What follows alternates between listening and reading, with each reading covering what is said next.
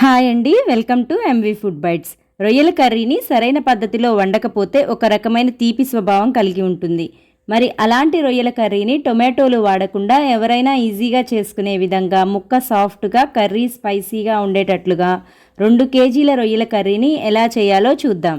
ముందుగా రొయ్యల పైభాగాన ఇలా చాకుతో కట్ చేసి లోపల ఉన్న నరాలను తీసిన తర్వాత శుభ్రంగా 5-6 సార్లు వాటర్ని మార్చుకుంటూ బాగా చేతితో ఇలా కలుపుతూ వాటర్ క్లియర్గా వచ్చే వరకు వాష్ చేసిన తర్వాత ఫైనల్గా ఒక చెక్క నిమ్మరసము కొద్దిగా ఉప్పు వేసి నీట్గా వాష్ చేసుకోవాలి.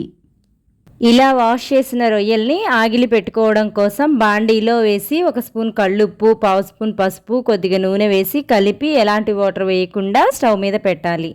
ఎందుకంటే మనకి రొయ్యల్లోంచి చాలా నీరు ఊరుతుంది. ఆ నీటితోనే మనకి రొయ్యలు కుక్ అవుతాయి. ఇవి కుక్ అయ్యేలోపు మనకి రొయ్యల కర్రీలోకి కావాల్సిన మెయిన్ మసాలా కోసం హ్యాండ్ఫుల్ అల్లం ముక్కలు, వెల్లుల్లి, పచ్చిమిర్చి ముక్కలు.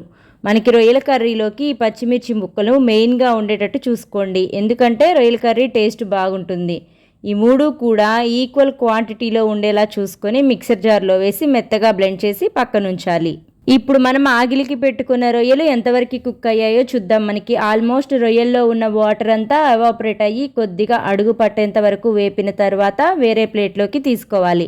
ఇప్పుడు కర్రీ కోసం బాండీ పెట్టుకొని నేను 2 కేజీల రొయ్యలకి సరిపోయే క్వాంటిటీ చెప్తానండి, దానిని బట్టి మీరు అడ్జస్ట్ చేసుకోండి. ఇప్పుడు హీట్ అయిన బాండీలో 8 టేబుల్ స్పూన్ ఆయిల్ వేసుకోవాలి. మనకి నాన్ వెజ్ కర్రీస్లో ఆయిల్ ఎక్కువ ఉంటేనే బాగుంటుంది. హీట్ అయిన ఆయిల్లో 6 మీడియం సైజు ఆనియన్స్ ముక్కల్ని వేసి ఖచ్చితంగా గోల్డెన్ బ్రౌన్ కలర్ వచ్చే వరకు వేపాలి, లేదంటే కర్రీ తీయగా వచ్చేస్తుంది.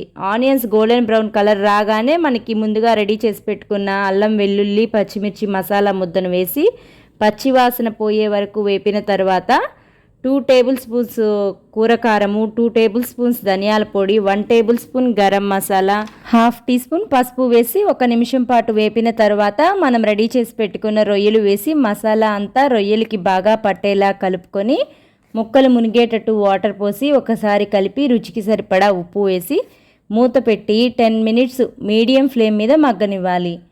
10 మినిట్స్ తర్వాత మూత తీస్తే ఇలా ఆయిల్ అంతా పైకి తేలుతుంది. ఒకసారి మళ్ళీ అంతా బాగా కలిపి ముక్క సాఫ్ట్గా కుక్ అయ్యిందో లేదో చెక్ చేసుకొని సన్నగా చాప్ చేసిన కొత్తిమీర వేసుకొని మళ్ళీ 5 మినిట్స్ మూత పెట్టి మగ్గనిస్తే మంచి మసాలా ఫ్లేవర్తో ఎలాంటి తీయదనం లేకుండా గుమగుమలాడే రొయ్యల కర్రీ రెడీ.